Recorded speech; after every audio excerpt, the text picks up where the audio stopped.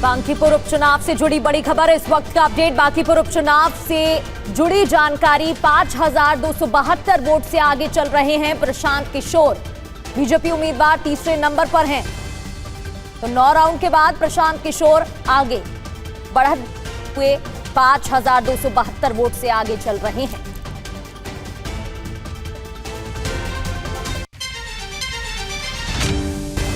बांकीपुर उपचुनाव से जुड़ी बड़ी खबर, इस वक्त का अपडेट। बांकीपुर उपचुनाव से जुड़ी जानकारी, 5272 वोट से आगे चल रहे हैं प्रशांत किशोर।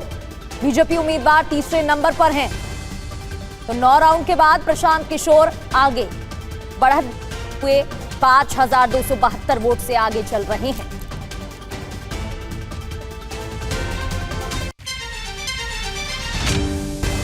बांकीपुर उपचुनाव से जुड़ी बड़ी खबर, इस वक्त का अपडेट। बांकीपुर उपचुनाव से जुड़ी जानकारी, 5272 वोट से आगे चल रहे हैं प्रशांत किशोर। बीजेपी उम्मीदवार तीसरे नंबर पर हैं, तो 9 राउंड के बाद प्रशांत किशोर आगे बढ़त हुए 5272 वोट से आगे चल रहे हैं।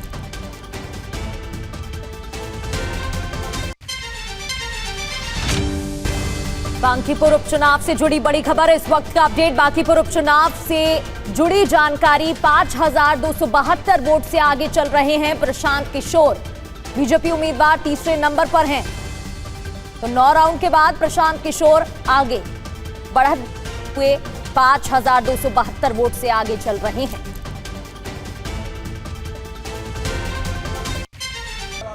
इस वक्त की बड़ी अहम खबर की तरफ, जैसा कि आप देख रहे हैं, पेपर लीक विवाद के बाद पहला चुनावी फैसला आने वाला है। 3 महत्वपूर्ण उपचुनाव, और उसमें बांकीपुर तो लोगों के सांसें अटकाए हुए है। बताया यह जा रहा है कि प्रशांत किशोर 8वें राउंड की गिनती के बाद 4752 वोटों से आगे चल रहे हैं। जरा देखिए खबर, बिहार की बांकीपुर विधानसभा उपचुनाव से जुड़ी ये बड़ी खबर, बड़ा अपडेट। बीजेपी अध्यक्ष नितिन नवीन की सीट बांकीपुर से जेएसपी के प्रशांत किशोर लगातार आगे चल रहे हैं। बांकीपुर में 8वें राउंड के बाद पीके आगे 4752 वोटों से। वोट का समय आया तो इस वक्त की बड़ी खबर आपको बता रहे हैं, नितिन नवीन की सीट पर बीजेपी पीछे है और प्रशांत किशोर बढ़त बनाए हुए हैं। शुरू से लीड लिए हुए दिख रहे हैं, करीब 5000 वोट से आगे चल रहे हैं प्रशांत किशोर। क्या इस लीड को निर्णायक माना जाए?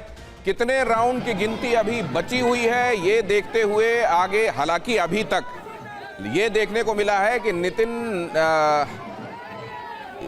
नवीन की ये जो परंपरागत सीट है, यहां पर भारतीय जनता पार्टी कम से कम इस चुनाव में एक भी राउंड में अभी आगे नहीं निकली है। ये जरूर है कि बीच में पीके का जो लीड थी वो थोड़ा कम जरूर हुई थी। रुपेश हमारे साथ जुड़े हुए, हमारे संवाददाता, उनके पास चलते हैं। रुपेश, ये कितने राउंड्स अभी बाकी हैं?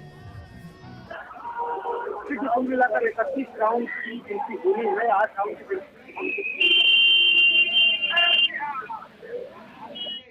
31 राउंड की कुल गिनती, ये बता रहे हैं हमारे संवाददाता रुपेश, जहां पर मौजूद हैं। वहां बहुत भीड़ भाड़, शोर शराबा, और देखिए वहां तो जश्न मनाया जाना भी शुरू हो गया है। प्रशांत किशोर के समर्थक वहां मौजूद हैं और एएन कॉलेज के करीब ही उन्होंने जश्न मनाना भी शुरू कर दिया है। कुछ ही देर में जाहिर है रिएक्शंस भी आने लगेंगे, हो सकता है प्रशांत किशोर भी कुछ बोले, उस तरफ हम आपको ले चलेंगे। क्या इस बढ़त को ये माना जाए कि बरकरार रख पाएंगे प्रशांत किशोर? कम से कम एग्जिट पोल्स ने तो सभी ने लगभग ये कहा था कि प्रशांत किशोर इस जगह से जीतते हुए दिखाई दे रहे हैं, लेकिन ये भाजपा का स्ट्रॉन्ग होल्ड है। यहाँ से नितिन नवीन के पहले उनके पिता लगातार जीतते रहे हैं। तो क्या ऐसे में इस बार कोई बड़ा anti climax Bharatiya Janata party के लिए होने वाला है? और अब लिए चलते हैं आपको बांकीपुर के बाद मध्य प्रदेश की तरफ। वहां भी एक बड़ा जबरदस्त चेंज देखने को मिला है। शुरुआत में तो वहां पर भारतीय जनता पार्टी बढ़त बनाए हुई थी, लेकिन अब से कुछ देर पहले खबर आई कि वहां से कांग्रेस एक बार फिर आगे हो गई है। लेकिन बांकीपुर पर रुपेश से अपडेट पहले ले लेते हैं। रुपेश, आप बता रहे थे 31 राउंड कुल।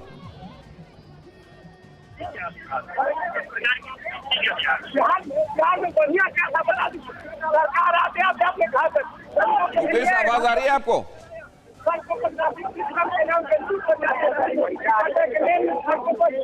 एम्बियंस इतना ज्यादा है कि लगता है रुपेश, मुश्किल ही है कि हमें वहां से सुन पाएंगे। लेकिन बांकीपुर में जो चल रहा है वो तो हमने आपको बताया, 8वें राउंड तक गिनती हो गई है, 31 राउंड कुल होने हैं। 8वें राउंड की गिनती के बाद 4752 वोटों से प्रशांत किशोर आगे चल रहे हैं। बीच में ऐसा भी हुआ कि 1162 की वाली जो उनकी बढ़त थी वो 1161 पर आ गई और उससे फिर 1145 पर आ गई थी, लेकिन अब 4752 वोटों से बढ़त ये बता रही है कि एक बार फिर से वो बड़ी लीड लेते हुए दिखाई दे रहे हैं। बांकीपुर बहुत इंटरेस्टिंग बना हुआ है, एक बार फिर से बांकीपुर की नब्ज टटोलते हैं। ये बढ़त निर्णायक बनती जा रही है अब तो रूपेश।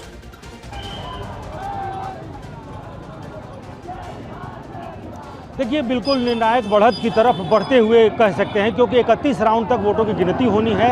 8 राउंड के वोटों की गिनती समाप्त हुई है और उसके बाद ही आप देखिए यहाँ पर जश्न शुरू हो गया है। ये देखिए अबीर, जो जनसुराज हर राजनीतिक दल का यहाँ एक रंग है और राजनीति का ये रंग जरा देखिए, ये पीला रंग है जनसुराज का। जश्न आप लोगों ने शुरू कर दिया। हाँ, इसलिए जश्न शुरू कर दिया कि मॉर्निंग शोज द डे, आपके तमाम एग्जिट पोल और क्योंकि हम लोग स्थानीय लोगों का मिजाज जाना और ये समझ करके ये कन्फर्म। शुरू से जनसुराज के साथ रहे हैं। जनसुराज के साथ नहीं हूँ, हम बिहार की जमीन के साथ है और हिंदुस्तान के साथ। हिंदुस्तान के अंदर जो हमारा संविधान है, डेमोक्रेसी। जनसुराज तो इस बार लड़ रही है ना, पहले किसके साथ? हम लोग देश के डेमोक्रेसी के साथ है। जो भारत के डेमोक्रेटिक वैल्यू के साथ चलेगा, हम उसके साथ चलेंगे।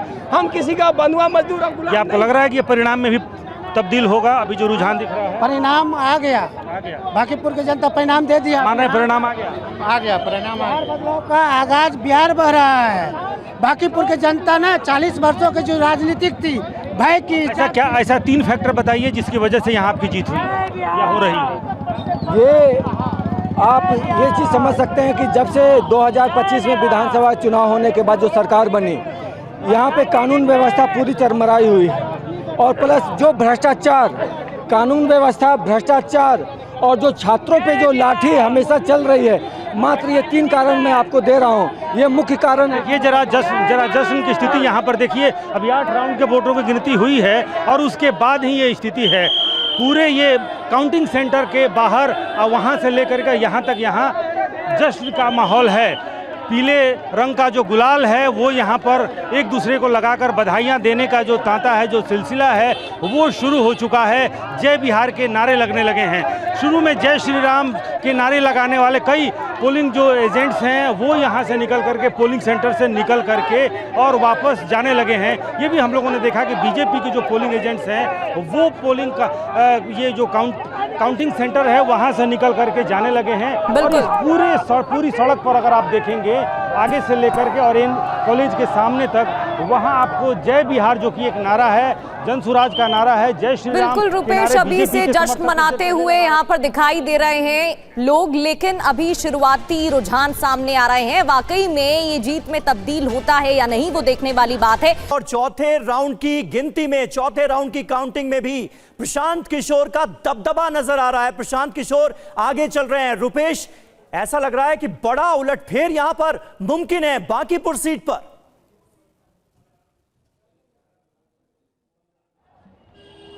रुपेश कुमार हमारे संवाददाता बांकीपुर से हमारे साथ मौजूद हैं। प्रशांत किशोर चौथे राउंड की काउंटिंग के बाद भी आगे चल रहे हैं। बीजेपी यहां पर 2nd नंबर पर जाती नजर आ रही है, 3रे नंबर पर आरजेडी। और आप याद कीजिए जो एग्जिट पोल के नतीजे आए थे वो भी यही कहानी कह रहे थे। पीके नंबर 1, 2nd पर बीजेपी, 3rd पर आरजेडी की उम्मीदवार रेखा गुप्ता को दोबारा टिकट दिया गया है। लेकिन जिस अंदाज में तेजस्वी यादव को उतरना चाहिए था चुनाव प्रचार के दौरान, वो उतरे नहीं, विदेश में थे।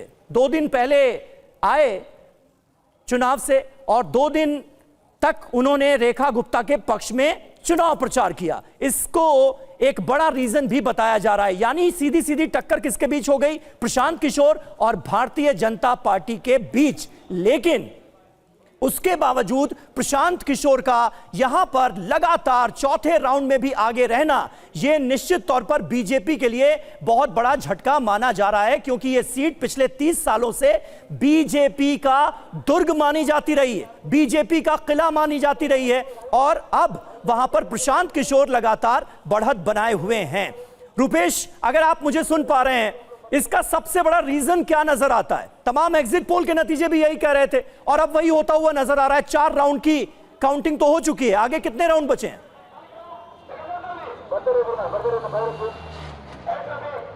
देखिए, इसके कई कारण हैं। अगर आप कारण जानना चाहेंगे तो कई कारण हैं। एक तो यूजीसी, क्योंकि जिस तरह से चुनाव प्रचार के दौरान यूजीसी की चर्चा हुई, उससे अगड़ा जो वोट बैंक है वो कहीं ना कहीं बीजेपी से छिटकता हुआ दिखा। कई ऐसी जातियां हैं अगड़ा वर्ग की जिन्होंने आधे आधे तौर पे अगर देखें तो प्रशांत किशोर को भी और बीजेपी को भी वोट किया है। तेजस्वी यादव यानी कि आरजेडी के वोट बैंक में एक बड़ी सेंधमारी हुई है। प्रशांत किशोर का अपना व्यक्तित्व, उनके अपने मुद्दे और बीजेपी के खिलाफ जो एक माहौल, चाहे वो यूजीसी का मुद्दा हो, नीट का मुद्दा हो या फिर भरत तिवारी का मसला हो, ये कुछ बीजेपी के खिलाफ मुद्दे थे। इसके अलावा सम्राट चौधरी को लेकर के भी, क्योंकि प्रशांत किशोर ने अपनी उम्मीदवारी के साथ ही ये कहा कि एक रेफरेंडम है सम्राट चौधरी के लिए। सम्राट चौधरी पहली बार मुख्यमंत्री बने, उनकी स्वीकार्यता कितनी है यह इस चुनाव से पता चलेगा। तो सम्राट चौधरी, नीट, यूजीसी, भरत तिवारी और आरजेडी के वोट बैंक में सेंधमारी और प्रशांत किशोर के अपने मुद्दे, वो जितने फोकस तौर पे उन्होंने कैंपेनिंग की है वो बहुत फोकस थे, उनके मुद्दे बहुत फोकस थे। हालांकि पिछले चुनाव में भी जिस तरीके से उन्होंने गांव-गांव घुमा, कुछ मुद्दे उठाए थे, उन मुद्दों को स्वीकार नहीं किया गया उस वोटों में। लेकिन इस बार जिस तरीके से बांकीपुर में वो फोकस होकर उन्होंने अपना चुनाव प्रचार किया, इस बार उन्होंने अपनी गलती सुधारी कि दूसरे की लकीर नहीं मिटानी है। सम्राट चौधरी की संपत्ति कितनी है, अशोक चौधरी मतलब बिहार सरकार के मंत्रियों की संपत्ति कितनी है, कौन हाफी टिपिट बोलता है, कौन पढ़ा लिखा नहीं है, किसका सर्टिफिकेट फर्जी है, इन मुद्दों से अलग हट करके बिल्कुल और बहुत ही एग्रेसिव तौर पर वो कैंपेनिंग करते हुए नजर भी आए। दिनेश, एक बात बताइए, दिनेश अभी हमारे साथ जुड़ चुके हैं। दिनेश, एक बात बताइए, अगर बांकीपुर और दतिया इन दोनों सीट की अगर बात की जाए, बांकीपुर में आपको क्या नजर आ रहा है? क्या भरत तिवारी जो इंपैक्ट है, जो इफेक्ट है, वो आपको नजर आ रहा है एनकाउंटर का, या फिर जो एम वाइज समीकरण है, जो इसमें अभी रुपेश बता रहे थे कि हो सकता है कि प्रशांत किशोर ने उसमें सेंधमारी की हो? और अगर दतिया की बात करें तो यहां पर कुछ वक्त पहले हम ये चर्चा कर रहे थे कि राजेंद्र भारती, जिनकी प्राथमिक सदस्यता से भी निकाल दिया कांग्रेस ने, कांग्रेस को ऐसा लग रहा था कि हो सकता हार होगी और उसके पहले इस कार्रवाई के तौर पर देखा गया, लेकिन हो अब उल्टा रहा है। वहां पर कांग्रेस के घनश्याम सिंह अब आगे चल रहे हैं। और बीच में तो यह भी देखने को मिल रहा था कि आजाद समाज पार्टी जो है, उसके वोटों को अगर देख लें और कांग्रेस जितने से पिछड़ रही थी उसको अगर आप देख लें तो ये दिखाई दे रहा था कि आजाद समाज पार्टी एक तरीके से भारतीय जनता पार्टी के लिए राह आसान कर रही है। लेकिन उसके बावजूद कि आजाद समाज पार्टी वहां वोट काट रही है जैसा कि समझा गया कांग्रेस के, उसके बावजूद अगर कांग्रेस दतिया में बढ़त बनाने में कामयाब हो रही है तो ये निश्चित रूप से भारतीय जनता पार्टी के लिए एक चिंता का सबब होगा। अब सवाल ये है कि क्या नरोत्तम मिश्रा धड़ा जिसको समझा गया, क्या नरोत्तम मिश्रा धड़ा जो है वो नहीं लगा हुआ था चुनाव में? बेशक मंच से नरोत्तम मिश्रा ये कह रहे थे कि मैं हर घर में जाऊंगा, शीश नवाऊंगा, आशुतोष के लिए जिताने की गुहार लगाऊंगा, लेकिन ये मंच से कहते हुए आपको याद होगा वो भावुक हो गए थे और उनकी आंखों से आंसू छलक पड़े थे।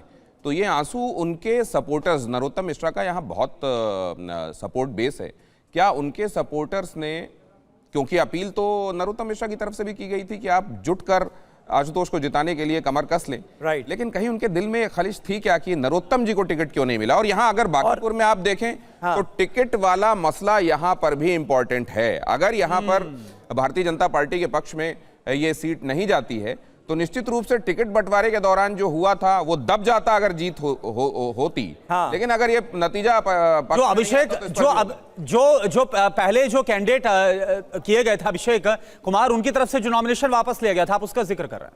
जी, मैं यही कह रहा हूं कि अगर यहाँ पर नतीजे, क्योंकि जो जीत होती है वो बहुत सारी चीजों को, बहुत सारी दरारों को, बहुत सारी कमियों को छुपा देने वाली, पाट देने वाली होती है, लेकिन वो टिकट बंटवारा उभर कर आएगा। तमाम फैक्टर्स आप पूछ रहे थे कौन सा फैक्टर महत्वपूर्ण है, तो ये भी एक महत्वपूर्ण फैक्टर के तौर पर उभर कर आएगा अगर ये भारतीय जनता पार्टी। बिल्कुल। और दतिया में 9% वोटिंग कम हुई है पिछली बार से। अब देखना यह भी होगा कि ये जो 9% वोटर्स कम हुए, इसमें कितने नरोत्तम मिश्रा के समर्थक थे। अरविंद मोहन जी, किस तरह से देख रहे हैं आप? दतिया तो दतिया, लेकिन मुझे लगता है बांकीपुर बहुत ज्यादा इंटरेस्टिंग हो गया है। और अगर 4 राउंड के काउंटिंग में जो रुझान हमें देखने को मिल रहा है वही कंटिन्यू रहता है तो ये बीजेपी के लिए कितना बड़ा झटका है। मतलब नितिन नवीन की खाली हुई सीट है ये।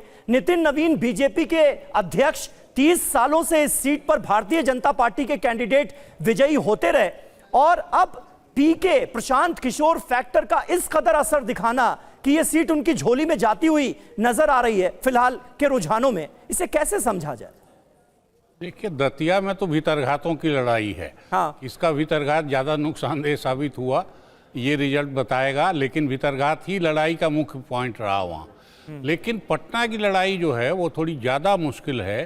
प्रशांत किशोर के लिए तो अपनी थी ही, वो भी उनके सर्वाइवल का है, लेकिन बीजेपी के लिए असल में ये तीनों चारों लेवल पे, चीफ मिनिस्टर के लिए भी, सेंट्रल लीडरशिप के लिए भी और बीजेपी अध्यक्ष के पर्सनल इसके लिए भी, ये बहुत बड़ा झटका होगा अगर रिजल्ट इस तरह से आया तो। हाँ। और उसके साथ जो अच्छी चीज़ होगी मेरे ख्याल से, वो बिहार में एक नई पॉलिटिकल शुरुआत होगी।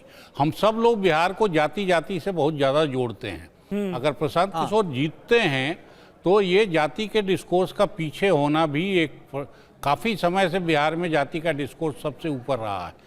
तो प्रशांत किशोर की जीत ये बताएगी, जैसे आप बार बार बात हम लोग कर रहे हैं कि आरजेडी का वोट शिफ्ट हुआ है प्रशांत की तरफ। आरजेडी के वोट शिफ्ट होने से नहीं होगा, वो आरजेडी का भी वोट नहीं है, वो असल में बीजेपी वोट है। अरविंद जी, यही कहा जा रहा है कि प्रशांत किशोर, अब देखा जाए जाति के हिसाब से वो ब्राह्मण हैं, तो ब्राह्मण वोट बैंक में उन्होंने सेंध लगाई है और दो बड़े रीजंस उसके लिए गिनाए जा रहे हैं। पहला यूजीसी और दूसरा भरत तिवारी एनकाउंटर केस, और साथ ही साथ आरजेडी का जो मुस्लिम वोट बैंक था उसमें भी वो सेंध लगाने में कामयाब रहे। 30,000 युवा वोटर्स हैं इस सीट पर, वो भी एक बड़ा फैक्टर साबित हुआ। ये तीन बड़ी चीजें सर निकलकर सामने आती हैं।